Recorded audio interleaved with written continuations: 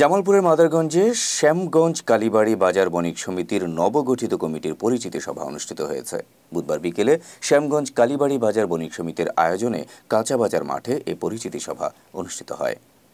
সভায় প্রধান অতিথি হিসেবে উপস্থিত ছিলেন মাদারগঞ্জ মডেল থানার ভারপ্রাপ্ত কর্মকর্তা মোহাম্মদ হাসান আল মামুন, উপজেলা বিএনপির যুগ্ম আহ্বায়ক মিজানুর রহমান রতনের সভাপতিত্বে ও শ্যামগঞ্জ কালীবাড়ি বাজার বণিক সমিতির সাধারণ সম্পাদক মশিউর রহমানের সঞ্চালনায় এ সময় শ্যামগঞ্জ কালীবাড়ি পুলিশ তদন্ত কেন্দ্রের ইনচার্জ নজরুল ইসলাম, সিধুলী ইউনিয়ন বিএনপির সাধারণ সম্পাদক শফিকুল ইসলাম বিএসসি, সিনিয়র সহসভাপতি মোয়াজ্জেম হোসেন তোতা, সহসভাপতি মোর্শেদ মিঠু, ফরহাদ হোসেন টিক্কা, সিধুলী ইউনিয়ন স্বেচ্ছাসেবক দলের সাবেক সভাপতি দেলোয়ার হোসেন দুলাল, উপজেলা যুবদলের যুগ্ম আহ্বায়ক জুয়েল সহ বণিক সমিতির নবগঠিত কমিটির নেতৃবৃন্দ এবং বাজারের ব্যবসায়ীগণ উপস্থিত ছিলেন।